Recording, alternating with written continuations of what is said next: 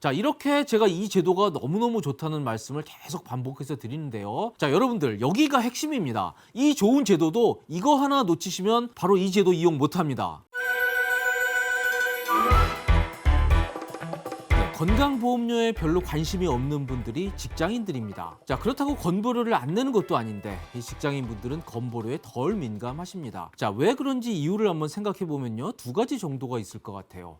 우선 그냥 버는 소득에 대해서 건보료를 냅니다. 저건데요, 올해는 좀 올랐습니다. 작년까지는 6.99%였는데 올해 7.09%로 드디어 7%대가 됐네요. 원래 매년 이 정도는 올린다고 합니다. 자, 근데 비율로는 적지 않죠. 번 소득의 7%대를 건보료로 낸다. 이게 작지 않습니다. 그럼에도 이 절반은 회사에서 내줍니다. 그리고 근로자들은 절반만 내면 됩니다. 바로 이 이유 때문에 이 직장인들은 건보료에 덜 민감한 것도 사실입니다. 자, 그리고 이 직장인들은 재산이 아무리 많아도 이 직장인들의 건보료는 이 재산이 아무런 영향을 미치지 않습니다. 자, 물론 지난해 9월부터 좀 바뀐 부분은 있습니다. 그래서 지난해 9월부터 이 직장외 소득이 연 2천만 원을 넘을 경우에 월급 외에 이 별도의 소득에 대해서 이 소득월액보험료가 별도로 집으로 고지서가 가게 그렇게 바뀌었습니다. 하지만 직장외 소득이 연 2천만 원이 넘는 경우가 그렇게 많은 경우는 아니라고 생각이 됩니다. 이런 이유로 인해서 이 직장인들은 이 건보료에 대해서 이 지역가입자들보다 덜 민감한 것도 사실입니다. 그런데 우리가 뭐 언제까지 직장 생활을 할 수 있는 건 아닙니다. 언젠가 직장은 퇴직할 수밖에 없습니다. 자, 퇴직 이후 이 직장인들의 건보료는 완전히 다른 체계, 완전히 다른 금액으로 부과가 되게 됩니다. 지역가입자로 바뀌는 순간 직장 다닐 때 벌었던 소득이 없기 때문에 건보료가 줄어드는 경우도 있습니다만 뭐 그렇지 않은 경우도 있습니다.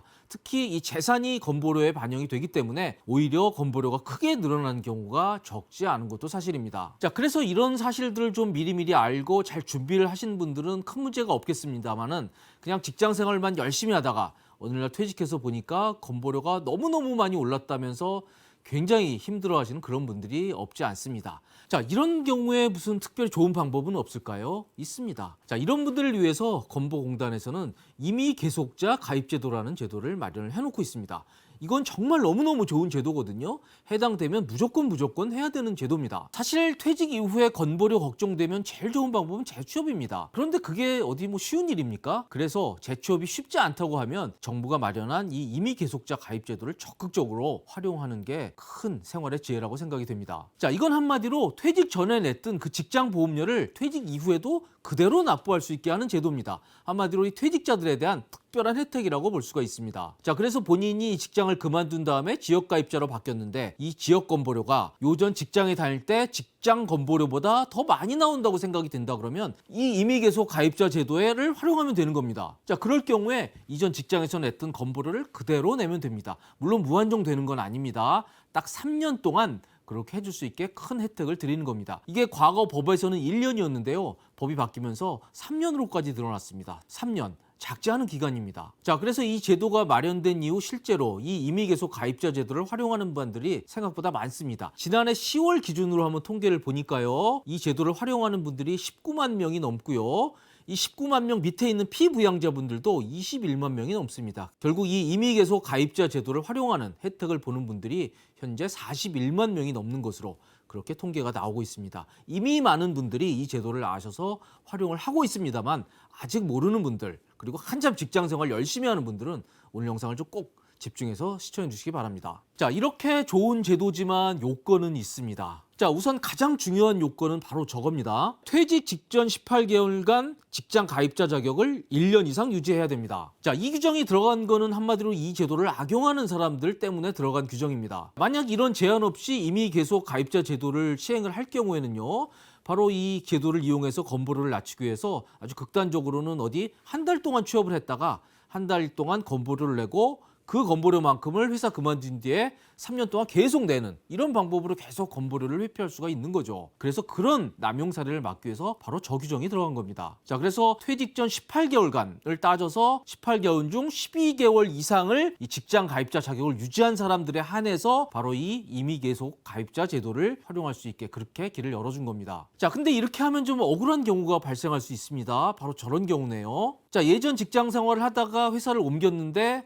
이 회사를 옮긴 데서 10개월 만에 회사를 그만두게 됐습니다. 언뜻 보니까 12개월이 안 되죠. 이런 사람은 임의계속 가입자 제도 이용 못할까요? 못하게 하면 안 되죠. 자, 그래서 이런 경우에는 바로 전 직장 10개월에다가 그 전전 직장 근무 개월까지 합쳐서 그게 12개월을 넘는다면 임의계속 가입자 제도를 활용할 수 있게 그렇게 길을 열어두고 있습니다. 자, 그런데 이런 경우는 안 될 겁니다. 경력 단절이 한참 동안 있다가 어떤 회사에 들어가서 10개월 동안 만약 일을 했다고 하면 이런 경우는 이 제도를 활용을 못할 수가 있습니다. 왜 그렇죠?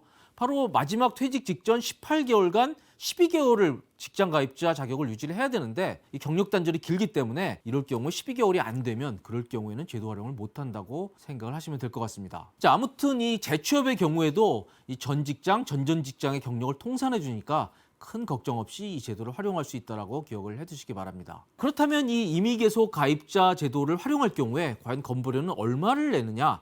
이런 궁금증이 드실 텐데요. 뭐 쉽게 말하면 예전 직장에서 내던 건보료를 그대로 내신다고 생각하면 됩니다. 자, 산식으로 말씀드리면요. 최근 12월간 월급입니다. 이걸 보수 월액이라고 하죠. 이 평균에다가 7.09, 2023년에 이게 7.09로 올랐습니다. 이걸 곱하고 나누기 2를 하면 되는 겁니다. 자, 근데 저 나누기 2는 도대체 왜 하죠? 직장인들은 나누기 2를 하는 게 당연합니다. 왜냐하면 회사에서 절반을 내주니까 나누기 2를 내서 근로자들이 내면 되는 건데요.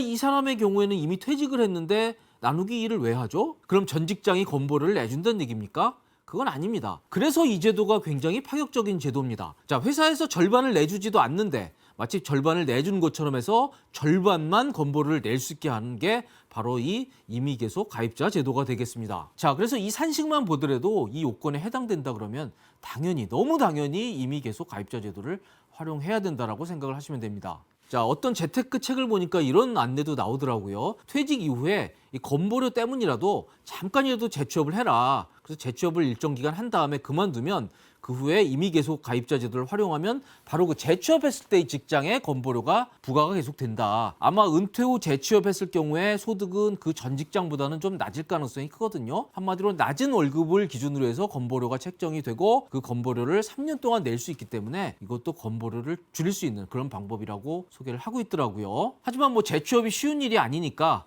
이런 안내가 해당되는 경우는 많지 않을 것입니다. 아무튼 이런 원리를 좀 잘 이해해 두시면 이 직장 퇴직 이후에 이 건보료를 슬기롭게 줄일 수 있는지를 잘 이해하시게 될 겁니다. 자, 이렇게 제가 이 제도가 너무너무 좋다는 말씀을 계속 반복해서 드리는데요. 자, 여러분들 여기가 핵심입니다. 이 좋은 제도도 이거 하나 놓치시면 바로 이 제도 이용 못합니다. 이게 신청 기한이 있습니다. 한없이 할 수 있는 게 아니라 퇴직 후 딱 2달 내에 신청해야만 이 제도를 활용할 수 있고 3달 이후에 신청하면 아예 신청을 할 수가 없습니다. 너무너무 안타까운 경우가 발생을 하게 됩니다. 자, 그럼 2달의 기준이 도대체 언제 시점이냐? 사표를 낸 시점이냐? 그건 아닙니다. 바로 저겁니다. 자, 퇴직 후 이 지역건보료 고지서를 받게 될 텐데요. 그 고지서에 납부 시한이 있습니다.